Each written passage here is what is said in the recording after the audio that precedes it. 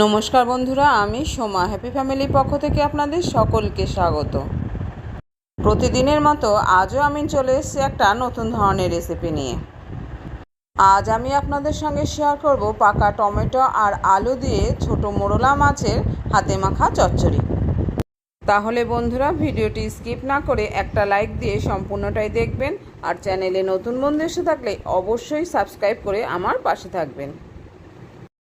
তো দেখতেই পেলেন বন্ধুরা, এখানে আমি একটা বড় সাইজের আলুকে লম্বা করে টুকরো টুকরো করে নিয়েছি, আর নিয়েছি পাকা টমেটো এই রকম কুচি করে নিয়েছি একটা বড় সাইজের পেঁয়াজ আর কটা কাঁচা লঙ্কা।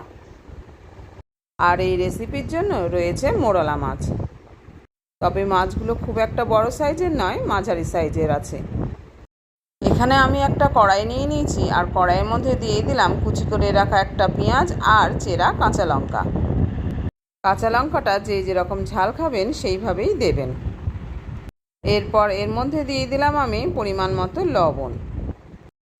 লবণটা প্রথমেই একেবারে পরিমাণ মতো দিয়ে দিতে হবে। এরপর দিয়ে দিলাম আমি পরিমাণ মতো হলুদ। এখন লবণ আর হলুদ দিয়ে পেঁয়াজ আর কাঁচা লঙ্কাটাকে বেশ ভালো করে আমি মেখে নিলাম। আর এই মাখাটা কিন্তু বন্ধুরা, পেঁয়াজ আর কাঁচা লঙ্কাটাকে বেশ ভালো করে লবণ হলুদের সাথে চটকে মেখে নিতে হবে। আর এটা হাত দিয়ে করলেই ভালো হবে। এটা এখন আমার খুব ভালোভাবে মাখানো হয়ে গেছে। এখন আমি এর মধ্যে দিয়ে দিলাম কেটে রাখা আলুগুলোকে। আলুটাকে দিয়েও এর মধ্যে আবারও ভালোভাবে মেখে নিলাম। আলুটা মাখা হয়ে গেলে এখন দিয়ে দেবো কেটে রাখা টমেটোগুলোকে। এখন সবগুলোকে একসাথে আবারও ভালো করে মাখিয়ে নিলাম। আমার যে সকল বন্ধুরা আমার রান্না পছন্দ করছেন, আমার রান্নার ভিডিও দেখছেন, কিন্তু চ্যানেলটি এখনও সাবস্ক্রাইব করে উঠতে পারেননি, আমার তাদের কাছে অনুরোধ রইল বন্ধুরা, প্লিজ আর চিন্তা না করে চ্যানেলটিকে সাবস্ক্রাইব করে আমার পাশে থাকুন। আর যে সকল পুরনো ও নতুন বন্ধুরা প্রতিনিয়ত আমার সঙ্গে রয়েছেন, তাদের অসংখ্য ধন্যবাদ আমাকে এইভাবে সামনে এগিয়ে নিয়ে যাওয়ার জন্য। তো বন্ধুরা, আগে আলু ও টমেটোটা কিন্তু মাখা হয়ে গেছে। এখন আমি এর মধ্যে দিয়ে দিলাম কাঁচা মাছগুলোকে দিয়ে আবারও এটাকে ভালো করে মাখিয়ে নিলাম। আর এই মাখানোটা যত ভালো হবে, তরকারির টেস্টটাও কিন্তু তত বেড়ে যাবে। তাই এটাকে কিন্তু একটু সময় নিয়ে আলতো হাতে ভালোভাবে মেখে নিতে হবে। এটা খুব ভালোভাবে মাখা হয়ে গেছে। এখন আমি এর মধ্যে দিয়ে দেবো পরিমাণ মতো সর্ষের তেল। যেহেতু আমি কম তেল মশলা পছন্দ করি, তাই এখানে আমি আমার পরিমাণ মতো বড় চামচে 3 চামচ তেল দিয়ে দিলাম। অবশ্যই কিন্তু সর্ষের তেলে করতে হবে এটা। এবার আমি এর মধ্যে দিয়ে দিলাম ভাজা মশলা। এই ভাজা মশলার মধ্যে রয়েছে 5 ফোড়ন আর গোটা ধনে। এটাকে আমি শুকনো খোলায় ভালো করে টেলে নিয়ে তারপরে গুঁড়ো করে নিয়েছি। এটাকে খুব বেশি গুঁড়ো করিনি, একটু দানা দানা আছে। এখন এই ভাজা মশলাটা আমি চা চামচের 1 চামচ দিয়ে দিলাম। এবার এটাকে খুন্তি দিয়ে খুব আলতো হাতে মাখিয়ে নিলাম। যেহেতু আমি তেল দিয়ে দিয়েছি, আর এটাতে আমি আর হাত লাগালাম না। খুন্তি দিয়ে ভালো করে এটাকে নেড়ে ছেড়ে নিয়ে এখন আমি এর মধ্যে দিয়ে দেবো পরিমাণ মতো জল।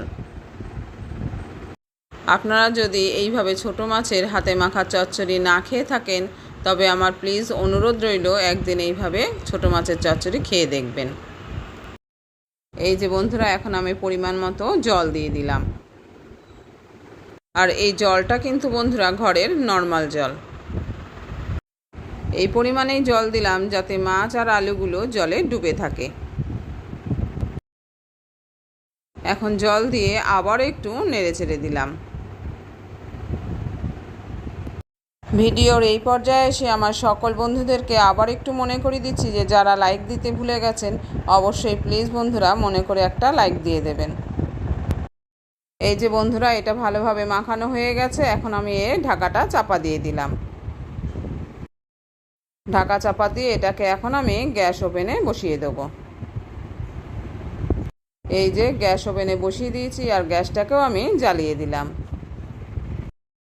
এখন হাই ফ্লেমে এটাকে 10 মিনিট খুব ভালোভাবে ফুটিয়ে নেব। এখন এটা হতে থাক, ঘুরে আসছি 10 মিনিট পর। এই যে বন্ধুরা, আমি 10 মিনিট পর চলে এসেছি। এখন এই ঢাকাটাকে খুলে নিলাম।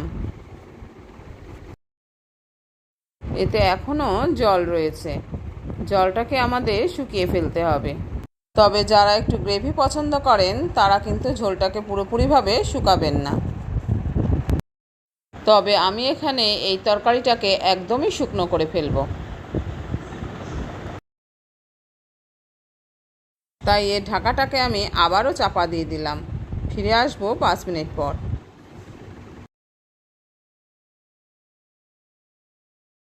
5 মিনিট পর আমি আবারও এই ঢাকাটাকে খুলে নিলাম। এখন এই ঝোলটা অনেকটাই টেনে গেছে। এখন গ্যাস ওভেনটাকে আমি অফ করে দিলাম, আর পাশের ওভেনে আমি বসিয়ে দিলাম একটা তড়কা প্যান, আর এতে দিয়ে দিলাম 1 চামচ সর্ষের তেল। এখন তেলটাকে গরম করে নিয়ে এর মধ্যে আমি দিয়ে দিলাম 2টো শুকনো লঙ্কা, আর দিয়ে দিলাম 1 চামচের 1/2 চামচ কালো সর্ষে।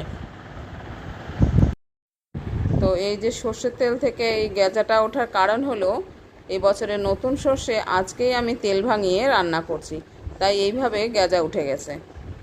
এটা কয়েক সেকেন্ড পরেই আবার ঠিক হয়ে যাবে। সর্ষে ভাঙিয়ে আনার পর সাথে সাথে রান্না করলে এইভাবে গেজা উঠে যায়। যে বন্ধুরা, আবার কয়েক সেকেন্ড পরে এটা ঠিক হয়ে গেছে। তো সর্ষে আর শুকনো লঙ্কা কালারটা চেঞ্জ হলে আমি গ্যাস ওভেনটাকে অফ করে দিলাম, আর এটাকে নিয়ে আমি দিয়ে দিলাম ওই তরকারির উপরে। এবার এটাকে খুন্তি দিয়ে হালকাভাবে নেড়ে নিয়ে আমি ঢাকাটা চাপা দিয়ে দেবো। তাহলে ফোড়নের যে গন্ধটা সেটা তরকারির সাথে খুব ভালোভাবে মিশে যাবে। এই যে বন্ধুরা, আলতো হাতে নেড়ে নিয়ে আমি ঢাকাটা চাপা দিয়ে দিলাম মাত্র 2 মিনিটের জন্য। 2 মিনিট পরেই রেডি আমাদের হাতে মাখা আলু ও টমেটো দিয়ে ছোট মোরলা মাছের চচ্চড়ি। তাহলে আজ এই পর্যন্ত বন্ধুরা, ফিরে আসি পরের ভিডিওতে অন্য কোনো রেসিপি নিয়ে।